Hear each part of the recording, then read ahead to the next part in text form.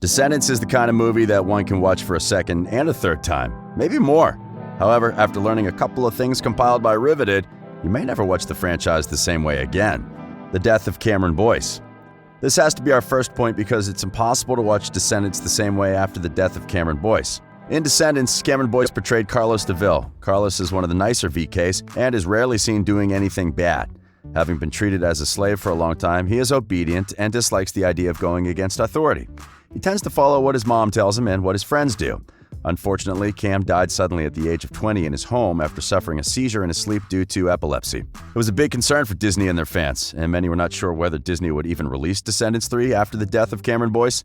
Most of the cast members are not even comfortable with the idea of doing another movie without Cameron Boyce. The cast members and fans still remember Cam in their own special ways, and we're glad that he was part of Descendants even though it can never be the same without him. It was never a musical. Can you imagine a Descendants movie without all the music? Yeah, it was originally an action-adventure, and comedy rolled into one, but never a musical. However, with industry legend Kenny Ortega tied to the project, the team decided it was kind of silly not to make it a musical. After all, Ortega rose to fame with his work on cinematic monuments like Newsies, Dirty Dancing, and High School Musical. Kenny Ortega and his team successfully incorporated early 70s punk rock, 80s icon Tony Basil, and Anna White's Oscar-winning choreography in the 1968 film Oliver to achieve an aesthetic that's rock and pop and punk meets Broadway meets movie musical. Apparently, the change to make Descendants a musical movie happened quite late in the game. Sofia Carson auditioned under the impression that it was a non-musical movie. In fact, she didn't even know it had been updated to an actual full-on musical until her agent called her 2 weeks before principal photography began. Harry's love interest. As much as fans ship Harry with Uma, the pirate's son was supposed to have another love interest. Descendants 2 had a kiss scene between Gil and Harry, but it never made it to the screens. The kiss is also present in the Descendants books, but Disney intentionally left it out. Actors Thomas Dougherty and Dylan Playfair, who played Harry and Gil respectively, posted on Instagram to follow the movie's release, seemingly confirming the kiss, but Disney remained mum on the issue. The kiss would have made a big difference though. Carlos had doubles. There are very strict rules when it comes to involving minors in film production, but Disney's major audience is kids and teenagers, so they can't avoid involving child actors on most of the shows. Cameron was a minor when they were filming Descendants and always had to leave the set early. All the main characters in Descendants had body doubles, but Cameron Boyce had 5 doubles. He had a dance double, a stunt double, 2 singing doubles, and an acting double, and all of them had freckles and looked just like Cameron. The other cast members revealed that it was weird when they started a conversation with the double and then suddenly realized that it wasn't Cameron. Wait, did you notice all those different people while watching the show? Jay is not Jafar's son. Jay did not inherit Jafar's greed. In fact, Jay considered himself rich in friendship, never desiring anything more than what he needs. However, in Descendants, Jay is also described as a thief, a con man, and a handsome, quick-witted boy with charm to spare, whose lies are as beautiful and silvery as his eyes. At the beginning of the film, he's shown during the song Rotten to the Core, stealing items and causing havoc with his friends. He also steals a bunch of stuff, including a lamp, and gives it to his dad, though it doesn't work. It makes absolutely no sense that Jay, the son of Jafar, is a thief since Jafar was a political mastermind and a sorcerer. We've said this before, and we'll say it again. The one hero who fits Jay's characteristics is Aladdin, and he's probably his father. The ending was problematic. We get that Disney is all about happy endings, but Mao and her friends literally set every Disney villain free. We don't know what Disney was thinking because it doesn't seem like it was the best solution. It would be like Batman letting all of the villains out of Arkham Asylum and just letting them run free in Gotham. While Maleficent may be a lizard, we still have powerful characters like Jafar, Ursula, and the Evil Queen with their terrible magical powers completely free to destroy everybody at any time. These villains died, they were resurrected, and then they were locked up in a slum by Beast and Belle. The kids may be innocent, but we have no idea what the parents are plotting. We've also watched enough movies to know that kids grow up to seek revenge.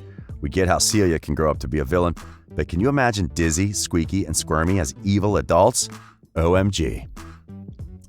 The timeline doesn't add up. The movie finds the sons and daughters of Disney's most famous heroes and villains, including Beauty and the Beast, Maleficent, Sleeping Beauty, Jafar, Dopey the Dwarf, Cruella de Vil, Cinderella's fairy godmother, and the Evil Queen from Snow White living together in the same universe. It's just weird how these people all existed at the same time. Heck, Mulan's daughter is also in this movie, and she references the Huns in China.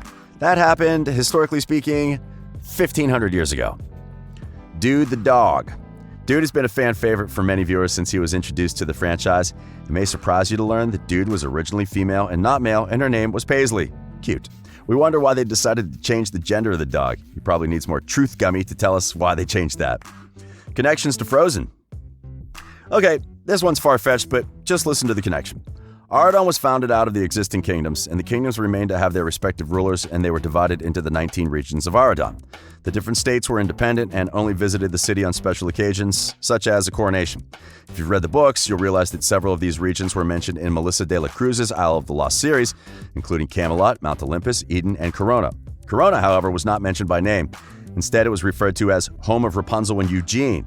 Then we have the home of Elsa and Anna, Arundel. Even though it was never shown, there's a greater connection between Arundel and Aradon.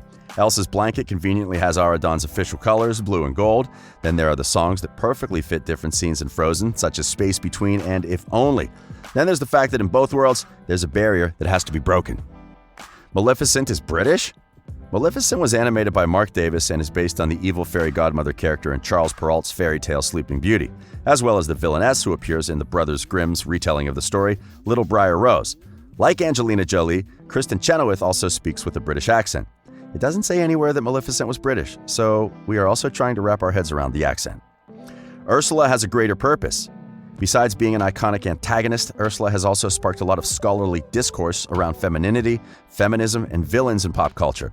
However, it turns out that the Sea Witch doesn't have as much screen time as the other villainous parents did in the first Descendants movie.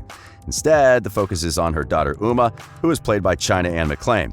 Even though there were no plans for a sequel, the creative team already knew that if a sequel were to happen, Ursula would be featured in it because of her popularity, so they intentionally saved her for a potential sequel. There was a bit of hidden politic. Descendants 3 was not afraid to go political, and it gained criticism as well as praise for taking that direction. The last installment appeared to dabble a bit in current political themes as it featured a soon-to-be queen who imposed a ban on immigration.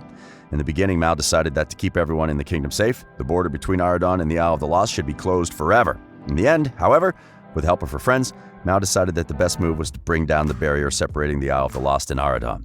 Some fans thought that the political theme was a bit too heavy for the kids, but we don't think they even noticed. Descendants was Sofia's first job.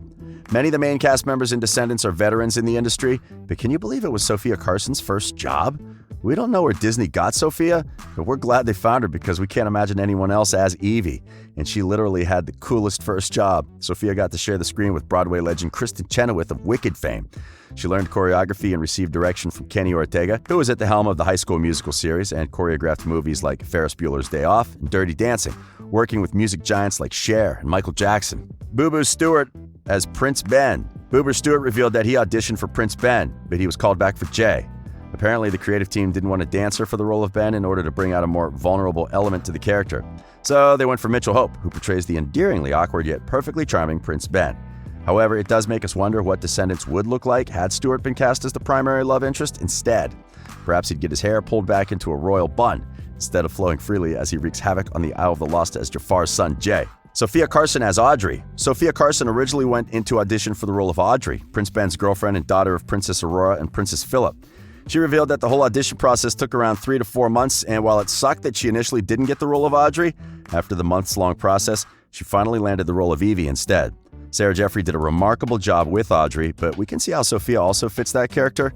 Carson gets to show off Evie's leadership skills when she leads the villain kids back to the Isle of the Lost, when Mal runs off showing how Carson could totally handle the queen aspect. And with her vocal prowess, she would definitely nail the song Queen of Meme. Mal was the villain all along. Mal started out as a VK, then she became good. But what if it was all a play and she was a villain all along? The Descendants franchise has always been about Mal, even though she's almost an equal to the rest of the VKs. Unlike the other VKs, fans have always felt that Mal is selfish and likes everything to go her way. Since her dad is Hades, she is a demigoddess, but it is unknown what goddess power she has. It is known that she can use Hades' Ember, although not to the same level as her godly father. In Descendants 1, Mal gave Ben a love cookie because the VKs wanted to steal the wand as they were directed by their parents. Mal used psychology to trick Ben into eating the cookie by making him think he doesn't trust the treat offered by the child of a villain. Ben assumed that Mal gave him the cookie because she liked him. What if deep inside her intention was to break Audrey and Ben up and stealing the wand only came as a bonus? Then think about this. The villains have been fighting to bring down the barrier for years, but they failed. Then somehow Mal convinces everyone that it's a good idea to bring down the barrier. What if the plan all along was to bring down the barrier so that the villains could once again practice evil? And Mal knew this all along. You will definitely not be watching Descendants the same way after knowing that. So, what else would make us not watch the Descendants franchise the same way? Let us know your thoughts in the comments section below. This has been Riveted.